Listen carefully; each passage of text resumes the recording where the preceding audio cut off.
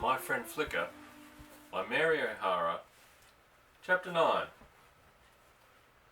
There were 2 miles of winding road with a fine, hard-packed surface of reddish decomposed granite, and then a sharp turn under the big sign that said Goose Bar Ranch, and out onto the Lincoln Highway. "Dad," began Ken. "Yes." "I hate the gelding." "I do too, son, but it's got to be done." "To all of them?" "Yes, if they're to be any use." "Are they really just as good after?" "Well, something's gone out of them, but it's something that's no use to men, except in a stud. You can see the difference. The life in the tail that makes it lift and plume out, the curve in it, the curve in the neck, the thickness and power of the neck, the carriage of the head, and the look in the eye, the expression of the face. I like to ride a stallion myself if he's well trained. I often have. They use more stallions in Europe and Asia than we do here, but it has its disadvantages. Only the best blood should be passed on, and where you get wild horse colts growing up without gelding, there's indiscriminate breeding, and the stock runs down. That's why the mustangs have deteriorated on the plains in the west here. Only occasionally do you get really fine specimens, and then it's due to luck. Ken sat thinking about it, especially about the racehorses that were gelded and still were big and powerful, still ran races. His spirits were rising. He felt that he was catching something of his father's attitude about it. He could even think back to what happened in the morning without sharp stinging feelings in the palms of his hands. All the same. "Dad, I've decided to take a filly instead of a horse colt," said Ken. McLaughlin laughed. "Okay, but don't take it too seriously, Ken." Ken sat thinking about his colt. He had a week to choose. He would ride up to the saddleback every day, look over the yearlings. "Something I want to say to you, Ken." Ken looked up. The man-to-man way his father spoke to him made him feel they were almost friends already. The car sped across the overpass. A train with 2 locomotives was passing underneath, and when they reached the highway again, was running parallel with them. It whistled shrilly. The smoke drifted across the road and shut down on them like fog. McLaughlin didn't speak until they had passed the train and the smoke and noise had gone. "It's this, Ken. I'm giving you a colt, any colt you want, and yet I'm not satisfied with the performance you've given this spring. You know that. Maybe you think it's funny I give you the colt when what you deserve for flunking all your exams and pulling that stunt yesterday is a good hiding." Ken's face sobered, and he looked straight ahead. McLaughlin continued, "I don't want you to think I'm letting you off. I'm not. I haven't gone soft. Don't get that into your head. I expect just as much of you as I ever did, and this isn't any reward, because you haven't won a reward." "What is it?" "It's a partnership. I'm going to need the help of both of you boys, and you have to be trained so you'll know how to give it.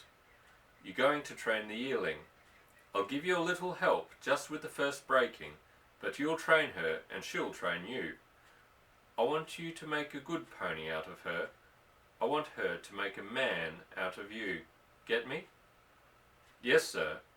Ken looked up with a wide smile lighting his face.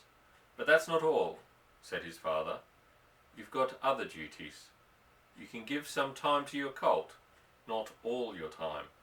You've got 2 of those foals to hold a break." "Yes, sir." "You've got to help exercise 4 horses for the rodeo. Run the gelded colts every day for half an hour for this whole week. Help with all the ranch work the way you always do. I don't want to find you welshing on work because you're off playing with your colt." "No, sir. This giving you the colt is a kind of bargain between us. I give you the colt, you give me more obedience, more efficiency than you ever have in your life before. Is that a bargain?" "Yes, sir." McLaughlin slapped his hand on Ken's knee, and a flush coloured the boy's cheeks. They were silent for a while, and Ken's eyes drifted across the landscape, then came back to the wide highway that ran, he knew, from the Atlantic to the Pacific seaboard, 3,000 miles of macadam road, nearly straight. Some of the western roads he had been on with his father were empty of traffic. They cut the plains, straight and flat, as far as the eye could see. The cars that used them went at top speed, boring like bees into the distance. Only a few in a day. Sometimes for hours, perhaps whole days, the road was empty. But the Lincoln Highway was alive with traffic. Each of the cars they passed told its story, or a brief word from his father gave Ken the clue. The transcontinental traffic looked at big, expensive-looking cars, covered with dust, loaded with luggage, so that the rear ends hung low, speeding along at 80 miles an hour, going somewhere fast. Miles to eat up before nightfall. Tourists, perhaps from New York or Boston, headed for some dude ranch or national park for a vacation. As they flashed by, you could see, inside, the heads of women and girls tied up in bright handkerchiefs. They passed a big truck, loaded with straight pine poles. "Poles from Pole Mountain," said McLaughlin. "Somebody's building a barn." "Do they buy the poles?" "Pole Mountain is a government reserve. You can get the poles free, but you have to cut them and transport them. It costs money to get a load." There was some local traffic, second-hand cars in none too good shape of nearby ranches. A few big cars of business and professional men running from Cheyenne to Laramie. Some hard-worked roadsters and sedans of travelling men. One long caravan, Snake, they called it, of new cars being hauled from the east for sale in California, saving railroad transportation costs by using the Lincoln Highway. As they arrived at Thai Siding, there drew up from the opposite direction a sample of the type of conveyance which is to be seen on every mile of the western highways. It was a Ford sedan, bulging and sagging like an old washerwoman. The top of it was piled with mattresses, chairs, tables, bedding. The rear end was festooned with bundles and boxes tied on with knotted lengths of clothesline. An old rusty stove, half covered by a bedquilt, was roped to one fender. Humanity of all ages packed it from floor to roof, and poured out when the door opened. Their faces were dry and wind-beaten, and strained. Girls and boys alike wore faded, soiled denim pants. The small children and the baby looked both sick and sad. Their eyes were drawn up. There were deep lines on each side of the colourless mouths. One small youngster was bawling, not with fret or anger, but with a persistent despair. McLaughlin turned off his engine, and they sat a moment, watching. "Where are they going to?" asked Ken. "Just moving on. Poor people trying to find a way to live. They try the towns, can't make the grade, think the country would be easier, manage to get a homestead, or buy some land for someone else who has failed. How can they pay for it? They don't. They promise to pay, or give a share of the crops, or maybe they rent. And, of course, they get the worst land with little or no water, impossible for anyone to make a success of. And then they fail there too, and move on. The country is dotted with rotting barns and houses, and the land that was good grass land once is ruined, ploughed up, the native grass killed. But won't it grow again? In about 10 years. It's a crime to break ground in this country of high winds. The Indians knew that, and they found a better way. Early in the spring, or after the seed had fallen in the fall, they'd burn the old grass. Then there'd be new grass springing up unchoked, and no topsoil ploughed up to blow away like dust with the first dry summer.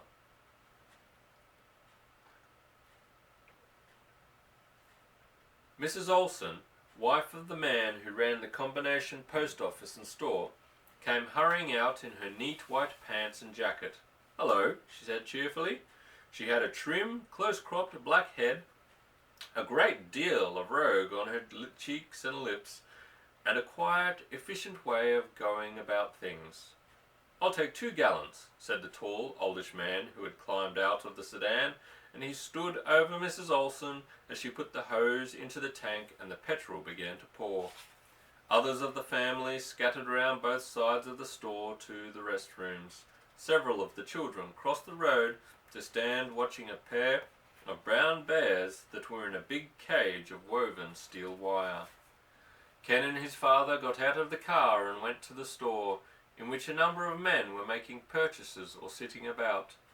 Other cars were stopping for petrol, and Mrs. Olsen came running in and out to make change. A truck stopped, and the driver came in for tobacco, while Mrs. Olsen filled his tank. "What's your load?" asked McLaughlin. "Dead calves." "Dead calves?" said everyone. Olsen said, "From Morrison's place, north across the highway, I'll bet." "That's right. I heard they was carting the dead calves away in truckloads from his place. Hundreds of 'em." "That's right." "Sure tough luck for Morrison," said Olsen. "If he don't find a way of clearing his herd of abortion, don't seem likely he can keep going." Ken went out and climbed up on the sides of the truck and looked down at the load of corpses. Dark red bodies, white faces, good Hereford calves. They smelled pretty bad already. The driver was getting back in. Ken jumped down again and went back to the store. "Government's taken a hand in clearing the state of abortion," said Crane, over in the corner of the store. "Especially dairy stock, but it's my guess if they forbid milk to be sold over the whole country, unless the cows it comes from are free of abortion, there's going to be one hell of a big milk shortage." The Dry Farmer family had finished their buying, 2 gallons of petrol and a lollipop apiece. They packed themselves into the sedan and rattled off to the west. "Why don't you come over to our turkey shoot this Sunday?" asked Olsen of McLaughlin. "Your wife gets all the prizes," kidded McLaughlin. Olsen wagged his head proudly. "She's pretty good." "But you have the name of being a fine shot yourself, Captain." "You'd better try. There's always some officers from the post comes out." Old Reuben Dale, their neighbour on the west, asked, "Any sign of mountain lions on your ranch this summer, McLaughlin? I've lost 2 calves out of the pasture on my place, down near your Castle Rock meadow, and I've got a notion it's a lion." "Bert heard a cat scream the other night when he went out to bring the cows in." "Cats," said McLaughlin slowly. "No, I haven't seen any. Haven't heard any either. But I think I'm short a colt." "They love horse meat," said Reuben, grinning. As Ken and his father left the store with the mail and the yeast and tobacco and 3 lollipops and a peppermint patty for Nell, Ken looked up at his father. "What colt, Dad?" McLaughlin didn't answer, and they got into the car. Ken asked again, "What colt are we short?" "Rockets. I think she had a foal. She hasn't got it now. Before I drive her out of the stable pasture, I'm going down to Castle Rock Meadow to take a look around." Ken felt excited. He thought of the Aspen Grove, of Castle Rock, as big as an hotel, with all the cabins and passages and tunnels underneath it, and the skeletons and bones that lay in them. Wildcats. McLaughlin was driving a little faster. Kenny glanced at him and saw that he had something of his hard, angry look. His father was worried. "What gun will you take, Dad?" McLaughlin didn't answer for quite a long time, then said, "I'll take the Winchester. But I won't use it, Ken. The time you come on Wildcat is the time you haven't got your gun with you." It's the end of chapter 9. Good night, sleep tight.